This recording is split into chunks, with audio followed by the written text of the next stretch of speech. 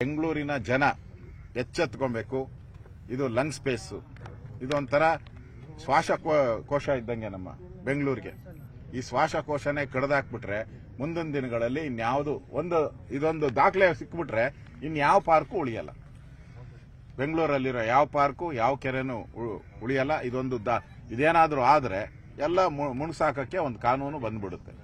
ಅದಕ್ಕೋಸ್ಕರ ನಾನು ರಾಜ್ಯದ ಜನತೆಗೆ, ವಿಶೇಷವಾಗಿ ಬೆಂಗಳೂರು ಜನತೆಗೆ, ಈ ಟನಲ್ ರೋಡು ಬೇಡವೇ ಬೇಡ.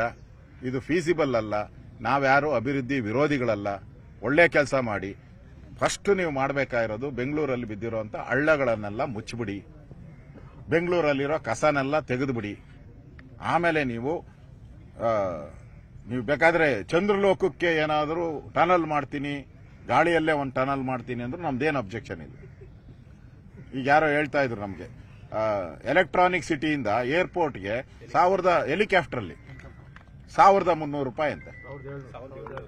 ಇರಿ, 1300 ರೂಪಾಯಿ ಹೆಲಿಕಾಪ್ಟರಲ್ಲಿ ಡೈಲಿ ಹೋಗ್ಬೋದು. ಅದು ಆರ್ಡರ್ ಕಾಪಿ ಇದೆ, ನಿಮ್ಗೆ ತೋರಿಸ್ತೀನಿ.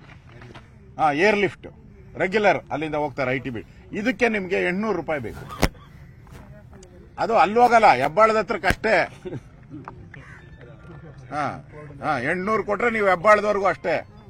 ಹೆಬ್ಬಾಳದಿಂದ ತಿರುಗಿ ನೀವು ಅಲ್ಲನ್ನು ಟೋಲ್ ಕಟ್ಟಬೇಕಲ್ಲ, 350 ರೂಪಾಯಿ ಟೋಲ್ ಕಟ್ಟಬೇಕು. ಅಲ್ಲಿ ಟೋಲ್ ಹತ್ರ ಹೋದ್ರೆ ಎಷ್ಟಾಯ್ತು? ಅದ್ರ ಬದಲು ಹೆಲಿಕಾಪ್ಟರಲ್ಲೇ ಹೋಗ್ಬೋದಲ್ಲ, ಟನಲ್ ಹೆಂಗ್ ಬೇಕು? ಅದರಿಂದ ನಾನು ಹೇಳುವಂಥದ್ದು, ಇದು ಫೀಸಿಬಲ್ ಇಲ್ಲದೆ ಇರತಕ್ಕಂತ ಇದನ್ನ ನೀವು ಜನಗಳ ಮೇಲೆ ಏರ್ತಾ ಇದ್ದೀರಾ. ಇದಕ್ಕೆ ವಿರೋಧ ಇದೆ. ಅದನ್ನ ನಾವು ವ್ಯಕ್ತ ಮಾಡ್ತಾ ಇದ್ದೀರಿ. ಅಭಿವೃದ್ಧಿಗೆ ನಾವು ಸಹಕಾರ ಕೊಡ್ತೀವಿ. ನಿನ್ನೆಯಿಂದ ಕಾಂಗ್ರೆಸ್ ಅವರು ಒಂದು ಪೋಸ್ಟ್ ಕೂಡ ವೈರಲ್ ಮಾಡ್ತಿದ್ದಾರೆ. ಈ ಹಿಂದೆ ನಿತಿನ್ ಗಡ್ಕರಿ ಅವರು ಒಂದು ಸಲಹೆ ಕೊಟ್ಟಿದ್ದಂತೆ ಮುಖ್ಯಮಂತ್ರಿಗಳಿಗೆ ಟನಲ್ ರೋಡ್ ಮಾಡಿ ಅಂತ. ಆ ಪೋಸ್ಟ್ ವೈರಲ್ ನೋಡಿ, ಈಗಾಗಲೇ ತೇಜಸ್ವಿ ಸೂರ್ಯ ಅವರು ಅದರ ಬಗ್ಗೆ ಮಾತಾಡ್ತಾರೆ. ಅವರು ಏನ್ ಹೇಳಿದ್ದಾರೆ ಅಂತ ಹೇಳ್ಬಿಟ್ಟು, ಇವ್ರು ಏನ್ ಹೇಳಿದ್ರು ಅದಕ್ಕೆ ಅವ್ರು ಏನ್ ರಿಯಾಕ್ಷನ್ ಮಾಡಿದ್ರು ನಮ್ಗೆ ಗೊತ್ತಿಲ್ಲ. ನಾನೇ ಸಲಹೆ ಕೊಟ್ಟೆ ಅನ್ನೋ ತರದ ಪೋಸ್ಟ್ ಮಾತ್ರ ಕಟ್ ಮಾಡಿ ಹಾಕಿದ್ದಾರೆ. ಅದೇ ಇವ್ರು ಕೊಟ್ಟಿದ್ದಾರೆ. ಅವ್ರ್ಯಾರೋ ಗ್ಯಾರಂಟಿ ಬಗ್ಗೆ ಅವ್ರ್ಯಾರೋ ಓಲ್ಡ್ ಇವರು ಬಂದಿದ್ರಲ್ಲಪ್ಪ, ನಾನು ಅಸೆಂಬ್ಲಿಯಲ್ಲಿ ಮಾಡಿದಾಗ ಅವ್ರ್ಯಾರೋ ಓಲ್ಡ್ ಯಾರೋ ಇವ್ರು ಬಂದಿದ್ರು, ಕರ್ನಾಟಕ ಶೈನಿಂಗ್ ಅಂತ ಕೊಟ್ಟಿದ್ರಂತೆ. ನಾನು ಆಮೇಲೆ ಅಲ್ಲಿ ಎನ್ಕ್ವೈರಿ ಮಾಡಿದೆ. ಅವರು ಕೊಟ್ಟಿಲ್ಲಂತೆ, ಇವ್ರ ಆಫೀಸಿಂದ ಹಾಕೊಂಡಿರೋದು, ಸಿಎಂ ಆಫೀಸಿಂದ. ಅದು ಈಗ ನೀವ್ ಯಾರೋ ಮನೆಗೆ ಬಂದಾಗ ಊಟ ಚಂದಾಗಿದೆಯಾ ಅಂತಂದ್ರೆ ಅವ್ರು ಏನ್ ಹೇಳ್ತಾರೆ? ಊಟ ಚಂದಾಗಿದೆ ಅಂತ ಹೇಳ್ತಾರೆ. ಖರಾಬ್ ಆಗಿದೆ ಅಂತ ಹೇಳ್ತಾರ? ಅಷ್ಟೇ ಪ್ರಶ್ನೆ. ಅವ್ರು ಕೇಳಿ ನಿಮ್ದು ಗ್ಯಾರಂಟಿ ಎಲ್ಲ ಬಹಳ ಚಂದ ಅವರೇ ಮಾಡಿದ್ರೆ ಪರವಾಗಿಲ್ಲ. ಇವ್ರು ಅದೆಲ್ಲ ಕೊಟ್ಟಿದ್ದೀನಿ, ಯಾರು ಮಾಡ್ದ, ಅವನು ಯಾವ ಆಫೀಸಲ್ಲಿ ಕೆಲಸ ಮಾಡ್ತಾ ಇದ್ದ, ಸಿಎಂ ಆಫೀಸಲ್ಲಿ ಎಷ್ಟು ಸಂಬಳ ತಗೊಂಡಿದ್ದಾನೆ ಎಲ್ಲ ನನ್ನ ಹತ್ರ ದಾಖಲೆ ಕೊಟ್ಟಿದ್ದೀನಿ. ಅದಕ್ಕೆ ಅವ್ನು ಸಿಎಂ ಆಫೀಸಲ್ಲಿ ಕೆಲಸ ಮಾಡ್ತಾ ಇದ್ದ, ಅವನು ಕೊಟ್ಟಿರೋ ರಿಪೋರ್ಟ್. ಅದಕ್ಕೆ ವರ್ಲ್ಡ್ ಪ್ಯಾಚ್ ಮಾಡಿದಾರೆ ಅಷ್ಟೇ, ಕಟ್ ಅಂಡ್ ಪೇಸ್ಟ್ ಮಾಡಿದಾರೆ ಅಷ್ಟೇ. ಹಂಗೆ ಇದೂ ಅಷ್ಟೇ. ಹಂಗಾರೆ ಕೇಂದ್ರ ಸರ್ಕಾರದ ಅನುಮತಿ ತೋರಿಸ್ತೀನಿ ನಾನು. ಆಯ್ತಲ್ಲಪ್ಪ, ಜಿಯಾಲಜಿಕಲ್ ಸರ್ವೆ ಆಫ್ ಕೇಂದ್ರ ಸರ್ಕಾರ ಅದು ಪರ್ಮಿಷನ್ ಕೊಡೋದು, ತೋರಿಸ್ಲಿ ಅದನ್ನ. ಈ ಎಲ್ಲಾ ಪರ್ಮಿಷನ್ ಕೊಟ್ಟಿದ್ದಾರೆ ಕೇಂದ್ರ ಸರ್ಕಾರದವರು, ಎಲ್ಲಾ ಪರ್ಮಿಷನ್ಸ್ ಅನ್ನ ಕೊಟ್ಟಿದ್ದಾರೆ ಅಂತ ತೋರಿಸಿ. ಓಕೆ, ಅದಕ್ಕೂ ನಾವು ಚಾಲೆಂಜ್ಗೂ ರೆಡಿ ಇದ್ದೀವಿ. ನಿಮ್ಮ ಅಭಿಯಾನಕ್ಕೆ, ನಿಮ್ಮ ಮನವರಿಕೆಗೆ DK ಶಿವಕುಮಾರ್ ಬರ್ತಾರೆ. ಯಾಕಂತಂದ್ರೆ ತೇಜಸ್ವಿ ಸೂರ್ಯ ಅವರು ಹೋಗಿ ಅವ್ರ ಮನವರಿಕೆ ಮಾಡುವಂತ ಕೆಲಸ ಮಾಡಿದ್ರು ಕೂಡ ಅವರ ಮಾತು ಒಂದು ರೀತಿ ಧಮಕಿ ರೀತಿ ಅಂತ ಇತ್ತು. ನೀವು ನೋಡಿದ್ರೆ ಅಭಿಯಾನದ ಮೂಲಕ ಇದನ್ನ ನಿಲ್ಲಿಸ್ತೀನಿ ಅಂದ್ರೆ ಅಸಾಧ್ಯನಾ ಇದು?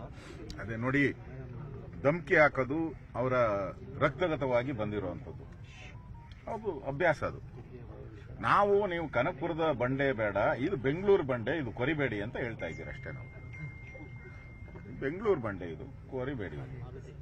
ನೀವು ರಾಮಮೂರ್ತಿದಾಯ್ತು ಧಮಕಿ, ಈಗ ತೇಜಸ್ವಿ ಸೂರ್ಯಗೆ ಧಮಕಿ ಹಾಕಿದ್ದೀರಾ, ಆಮೇಲೆ ಕಿರಣ್ ಮಜುಮ್ದಾರ್ಗೆ ಧಮಕಿ ಹಾಕಿದ್ದೀರಾ, ಇನ್ಫೋಸಿಸ್ ಅವರಿಗೆ ಧಮಕಿ ಹಾಕಿದ್ದೀರಾ, ಮೋಹನ್ ದಾಸ್ ಪೈಗೆ ಧಮಕಿ ಹಾಕಿದ್ದೀರಾ. ಈ ಧಮಕಿ ಅನ್ನೋದು ಕಾಂಗ್ರೆಸ್ಸಿನ ರಕ್ತಗತವಾಗಿ ಬಂದಿರುವಂತದ್ದು. ಯಾಕಂದ್ರೆ ಕಾಂಗ್ರೆಸ್ ಪಾರ್ಟಿನ ಪ್ರಾರಂಭ ಮಾಡಿದ್ದೇ ಈ ಬ್ರಿಟಿಷರು. ಅವ್ರ ಧಮಕಿ ಹಾಕಿನೇ ನಮ್ಮ ದೇಶವನ್ನ ಗುಲಾಮ್ಗಿರಿಗೆ ತಳ್ಳಿಂತು ಅಂತ ಇವರು. ಅದರಿಂದ ಧಮಕಿ ಹಾಕೋದು ಅವರ ಹಕ್ಕು ಅಂತ ತಿಳ್ಕೊಂಬಿಟ್ಟಿದ್ದಾರೆ. ಈ ಇಂದಿರಾ ಗಾಂಧಿ ಎಮರ್ಜೆನ್ಸಿ ತಂದು ದೇಶದ ಮೇಲೆ ಧಮಕಿ ಹಾಕಿದ್ರು. ರೈಟ್, ಕಾಂಗ್ರೆಸ್ ಪಾರ್ಟಿ ರೈಟ್ಸ್ ಅದು. ಅದನ್ನ ನಾವ್ಯಾರು ಕ್ವಶನ್ ಮಾಡಕ್ಕಾಗಲ್ಲ. ಇಲ್ಲಿ ನೀವು ಬೆಂಗಳೂರು ಮೇಲೆ ಧಮಕಿ ಹಾಕಬೇಡಿ. ಇದು ಕೆಂಪೇಗೌಡರು, ಇಲ್ಲಿರೋರೆಲ್ಲ ಕೆಂಪೇಗೌಡರು ಪೂರ್ವಿಕರು ಇಲ್ಲಿರೋವಂಥದ್ದು. ಮತ್ತೆ ಕೆಂಪೇಗೌಡರ ಅಭಿಮಾನಿಗಳೇ ಬೆಂಗಳೂರಲ್ಲಿ ಇರೋದು. ಇಲ್ಲಿ ಯಾವುದು ಕಾಂಗ್ರೆಸ್ ಪಾರ್ಟಿಯ ಧಮಕಿ ಬೆಂಗಳೂರಲ್ಲಿ ನಡೆಯಲ್ಲ. ನಿರ್ಭೀತ, ನಿಷ್ಪಕ್ಷಪಾತ, ವಿಶ್ವಾಸಾರ್ಹ ಸುದ್ದಿಗಳಿಗೆ ಮತ್ತೊಂದು ಹೆಸರಾಗಿರುವ News18 ಕನ್ನಡ ಈಗ ಆಪ್ನಲ್ಲೂ ಲಭ್ಯವಿದೆ. ದಯವಿಟ್ಟು ಇಲ್ಲಿರುವ QR ಕೋಡ್ ಅನ್ನು ಸ್ಕ್ಯಾನ್ ಮಾಡಿಕೊಂಡು ಆಪ್ ಡೌನ್ಲೋಡ್ ಮಾಡೋದಕ್ಕೆ ಮರಿಬೇಡಿ. ನಿಮ್ಮ ಬೆಂಬಲ ಹೀಗೆ ಸದಾ ನಮ್ಮೊಂದಿಗಿರಲಿ. ಧನ್ಯವಾದ.